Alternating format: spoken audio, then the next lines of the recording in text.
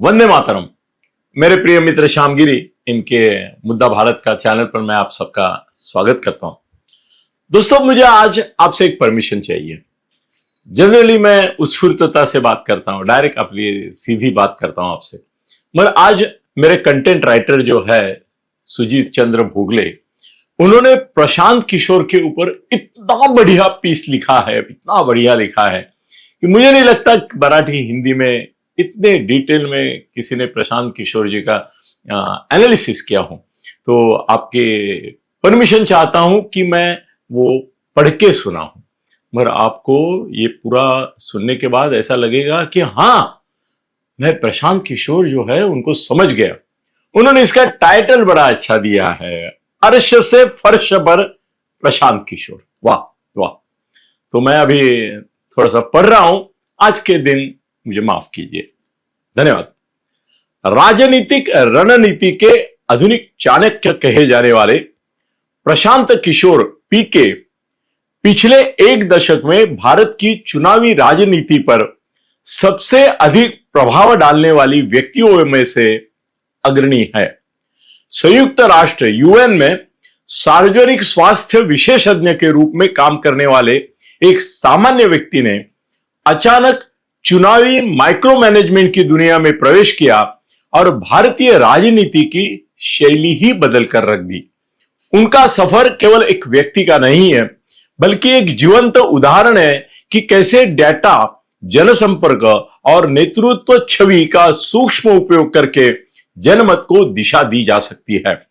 प्रशांत किशोर की कार्यशैली यह सिद्ध करती है कि उनका काम केवल चुनाव जिताना नहीं, बल्कि भारतीय राजनीति को एक संगठित, डेटा आधारित और कॉरपोरेट ढांचे की ओर लेके जाना है। प्रशांत किशोर ने अपने करियर की शुरुआत सार्वजनिक क्षेत्र में की। उन्होंने कई वर्षों तक अफ्रीका में संयुक्त राष्ट्र के स्वास्थ्य विभाग में काम किया, लेकिन 2011 में उन्होंने यह प्रतिष्ठित पद छोड़कर भारत लौटने का अचानक निर्णय लिया। यह उनके करियर का सबसे बड़ा निर्णायक मोड़ साबित हुआ। बड़े पैमाने पर जनसंख्या डेटा विश्लेषण करने का अनुभव उन्होंने चुनावी रणनीति में शानदार ढंग से उपयोग किया और असाधारण सफलता प्राप्त की। 2014 के चुनाव में प्रशांत किशोर ने राष्ट्रीय पहचान दिलाई।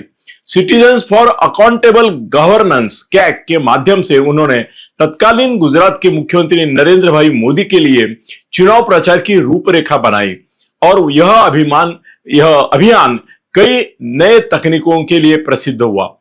चाय पे चर्चा, 3D रैली, ये होलोग्राम टेक्निक का यूज करके हजारों जगह एक साथ मोदी जी को उन्होंने पेश किया। गुजरात मॉडल का प्रभावी मार्केटिंग, इन अभियानों से भाजपा को पूर्ण महमत दिलाया और प्रशांत किशोर का नाम मास्टर स्ट्रेटेजिस्ट के रूप में चमक उठा। 2014 के बाद पीके ने IPAC Indian political action committee स्थापन की, जिसने अलग अलग राज्यों में दलों के लिए रणनीति बनाई। कॉफी विद कैप्टन, ये अभिनव कार्यक्रम से उन्होंने पंजाब में 2017 में अमरिंदर सिंह को सीधा जनता से जोड़ा और कांग्रेस को जीत दिलाई। 2017 में यूपी में उनका प्रयोग असफल रहा। कांग्रेस और सपा गठबंधन के लिए उनकी कोई प्रभाव दिखाई नहीं दिया।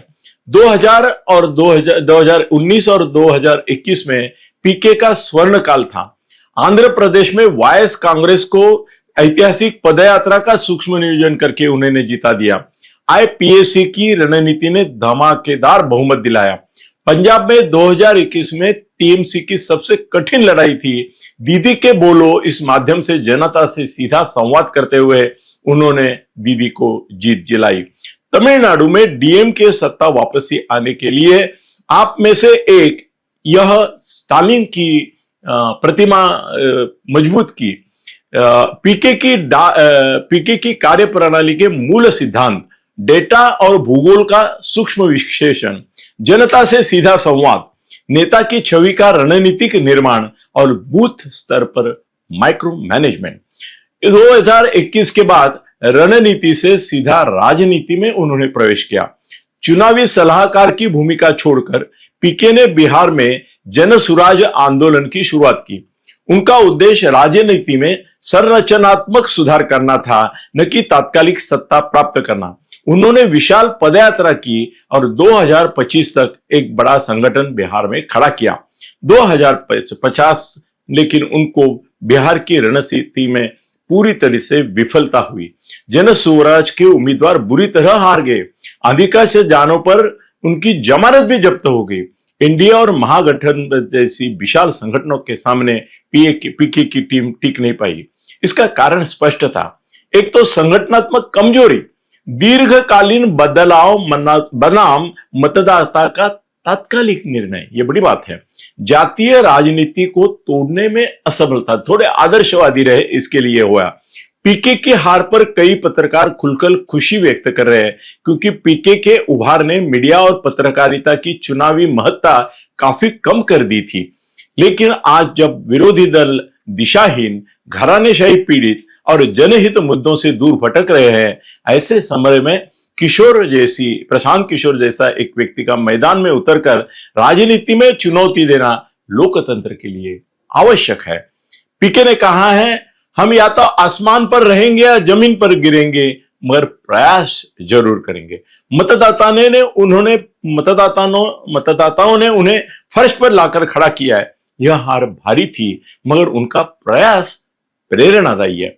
आज की परिस्थिति में जब विपक्ष पूरी तरह दिशाहीन हो गया है, तब जनता की आवाज बुलंद करने के लिए प्रशांत किशोर जैसे व्यक्तियों का अस्तित्व लोकतंत्र के लिए वरदान है।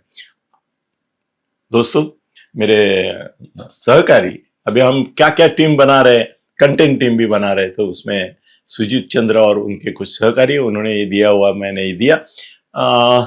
मेरी टिप्पणी इसके ऊपर ये रहेगी कि प्रशांत किशोर को वेट करना होगा, मगर अगले 10 साल में अगर वो जुटे रहे, और बिहार से जुटे रहने के बदले पूरे देश भर में जुटे रहे, जैसे केजरीवाल को पहले सबने हल्के में लिया था, मगर धीरे धीरे अरविंद केजरीवाल एक ताकत बन गए और अपने ही वो भस्मासुर जैसा अपने मस्तक पर हाथ भ्रष्टाचार का रख के खत्म भी हो गया। मगर प्रशांत किशोर एक आदर्शवादी है, ऐसा मेरा भी कहना है। हाँ, वो प्रोफेशनल है, मगर अभी वो जो कर रहे हैं वो डिवोशनल है। मेरे को लगता है महाराष्ट्र को एक अच्छे प्रशांत किशोर की जरूरत है। आज जो महाराष्ट्र में नेता है, उनमें से आपको लगता है किसी की तुलना प्रशांत किशोर के की जा सकती है? नहीं, मुझे नहीं दिखता कि जिसकी तुलना हम प्रशांत किशोर से कर सकते हैं। 3 साल से वो खुद को बिहार की जमीन में गाड़ के रखे थे। उनका पराभव आपको बुरा लगे, मगर लोकतंत्र की पराभव है।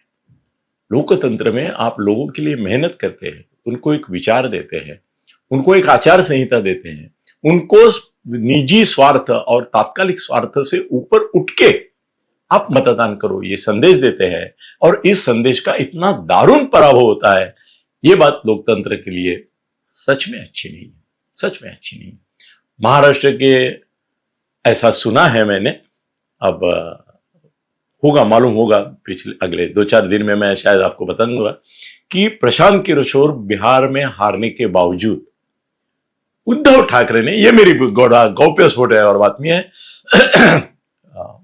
प्रशांत किशोर को उद्धव ठाकरे ने बुलाया है और उनको उद्धव की उबाठा की ओर से एक बड़ी असाइनमेंट महाराष्ट्र के आने वाले स्थानीय इकाइयों के चुनाव के लिए दी जा रही है। असल में आज तक उन्होंने इतने छोटे लेवल पे काम नहीं किया है और अभी समय भी कम है। ऑलमोस्ट नगर परिषद और नगर पंचायत तो शुरू हो गई है, मगर मुंबई महापालिका के लिए प्रशांत किशोर का वो आधार ले रहे हैं, ये मेरी पक्की जानकारी है। और मेरे जानकारी के स्रोत आप जानते हैं मित्रों। देखते हैं, प्रशांत किशोर बिहार में तो हार गए, क्या मुंबई महापालिका चुनाव जिताने में उद्धव की मदद कर सकते हैं? धन्यवाद।